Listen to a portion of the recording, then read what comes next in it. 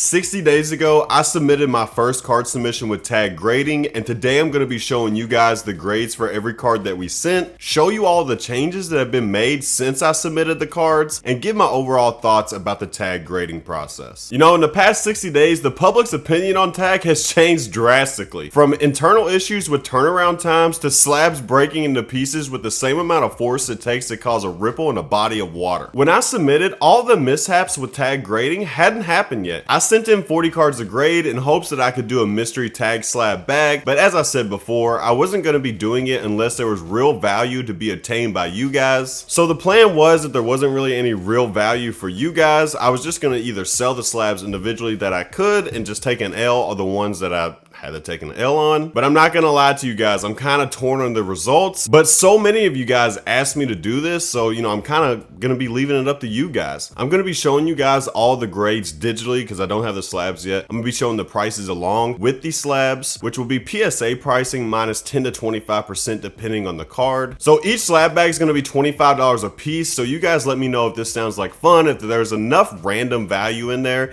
that you guys would be interested in doing this, or should we just shelf the ideal for now?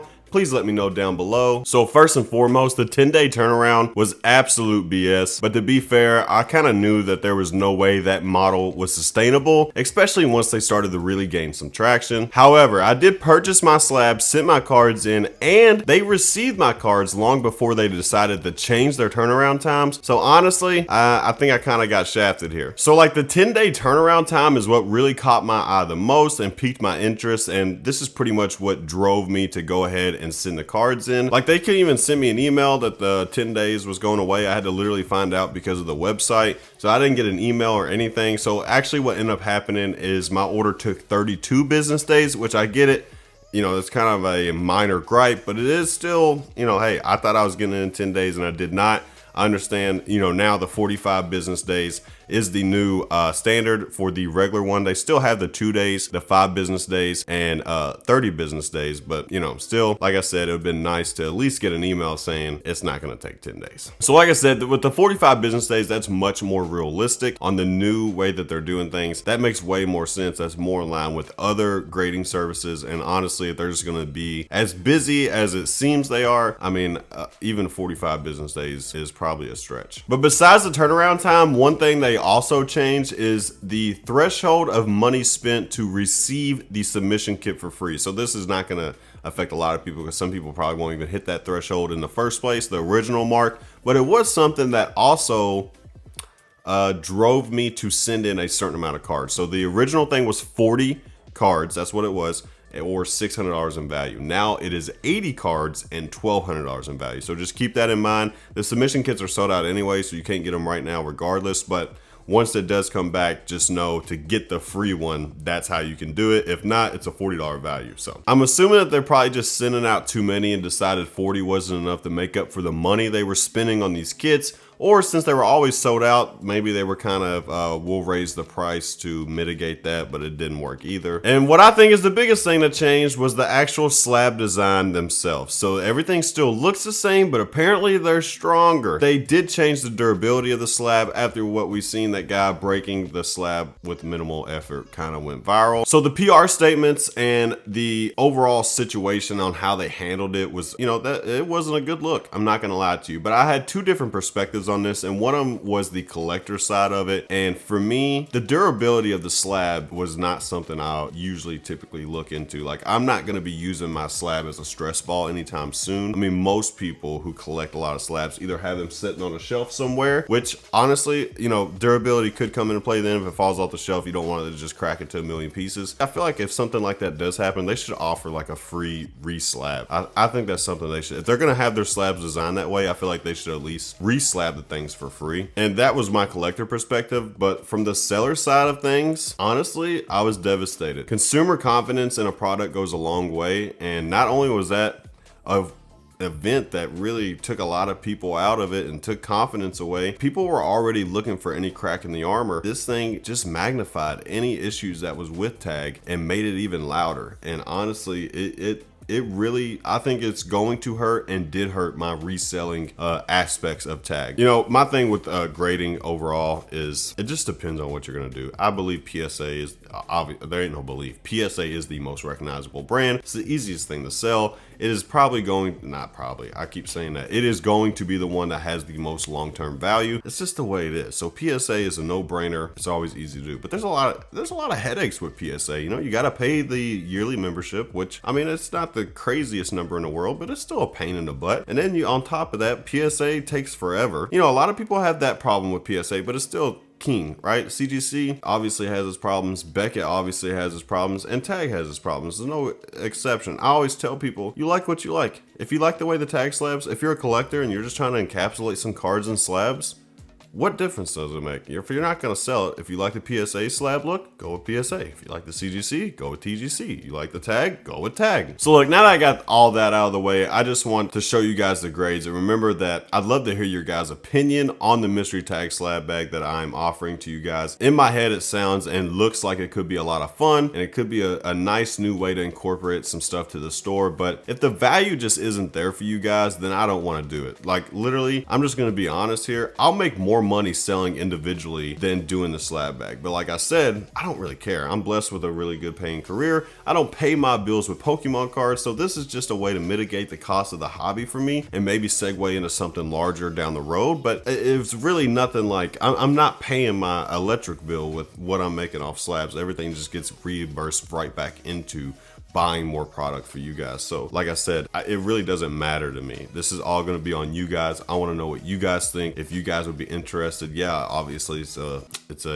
you don't know what you're going to get, but you know, it's a little fun. It's a little adrenaline pumping, right? If you don't want that, you're like, no, Zach, that's stupid. I just want straight up buy the card. That's fine. Then we can do that too. So just let me know down below what you guys want to do. I'm going to show you the grades and we're going to go from there. So the first thing we have is the Mimikyu, and it is the promo from the Paldean Fates ETB, and this one did get a 10. And honestly, I mean, the slabs look phenomenal, dude. I'm not even gonna lie. Just so you can see, this is what you get to see with tag too, by the way, which I thought this is also pretty cool. You get the breakdown of why everything got what it got, and it's like pretty much no extra cost. You see that card rank? That's the highest mint. Look at that. This is a Deoxys non-holo rare from EX Deoxys.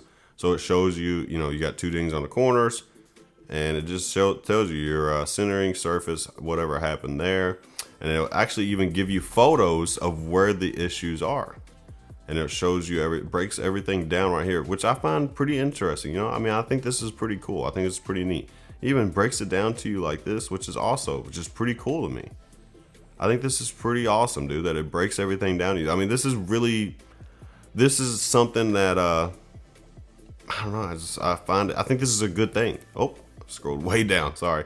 So it even tells you like the front edges and all that stuff. It's the back edges, and it breaks it down, and it's slabbed. So this shows you the picture like we just showed with the Mimikyu. And this one got a 9.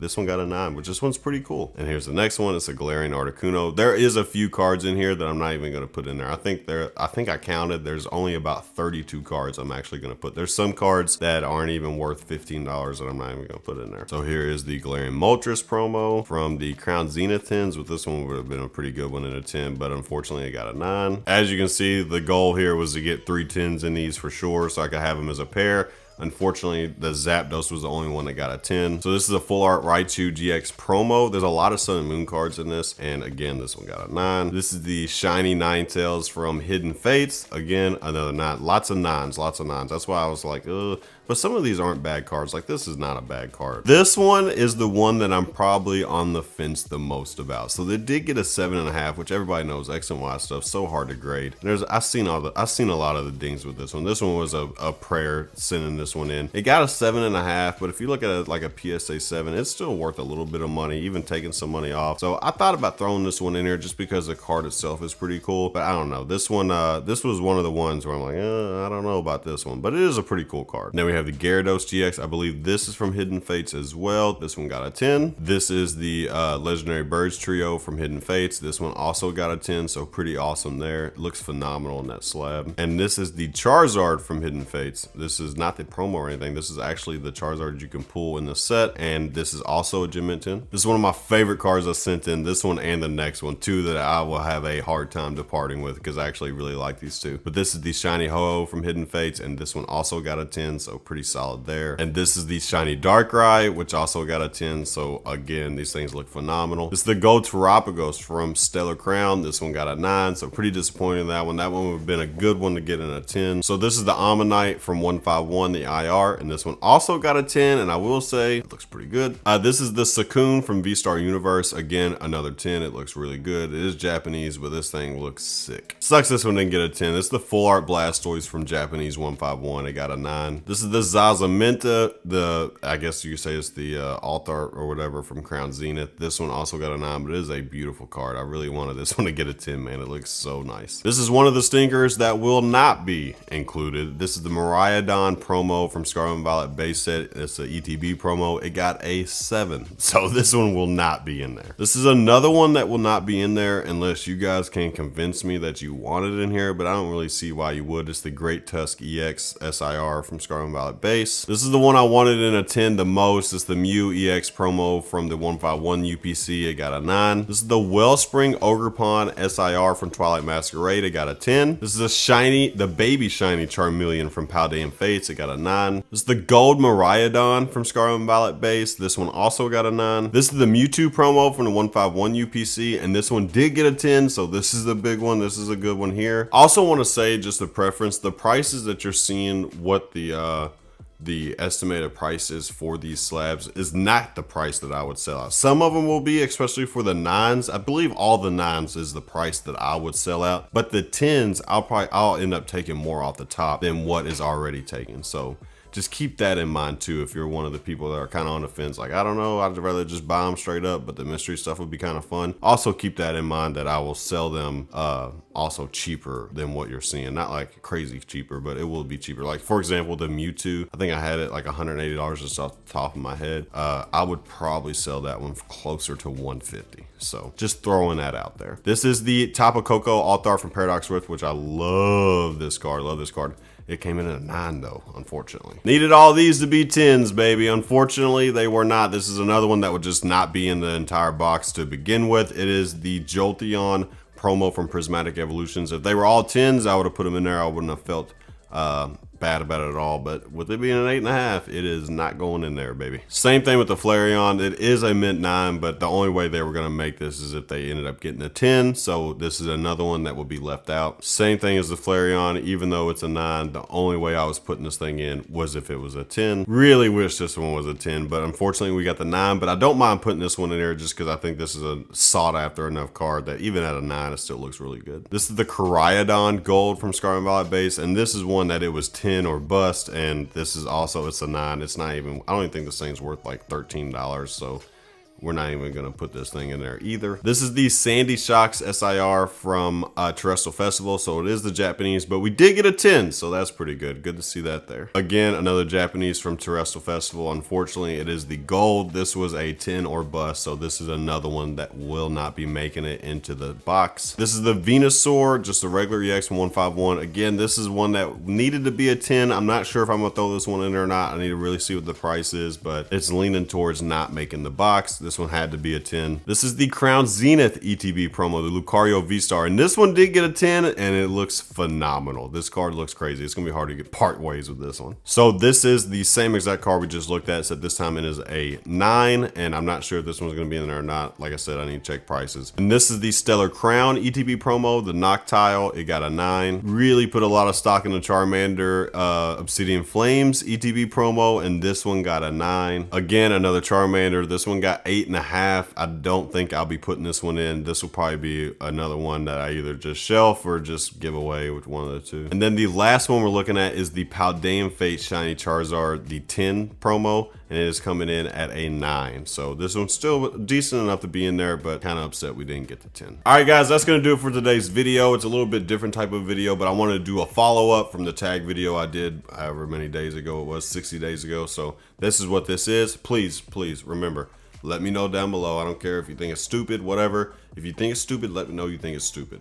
I don't want to put these things out on the store if there are a lot of people who are not interested in it. I'll just sell the slabs individually and we'll be fine. It's no big deal. I'm just trying to see what you guys want. So let me know what you guys think, what your guys think about tag, like see your guys' feedback. So thank you guys so much for watching. I appreciate everything. They will probably, slabs will be available next Friday. I would say probably is what it'll be. They'll be available next Friday. So hope you guys enjoy. We will see you guys later. Remember, you guys are bomb.com. Make sure you join the Discord. Check out PokeNotify as well. If you are having a hard time getting products, especially online, you can check out PokeNotify and use Factory25 at checkout, and it will get 25% off your first month. And you can also get a free 3-day trial to see how you like it, kind of navigate the space before you decide if you want to spend any money on it. And it's a super low fee. It's nothing crazy. So I always highly recommend it. And I shout out to you guys. I appreciate the love and support. I will see you guys in the next one. Poke Factory out. Peace.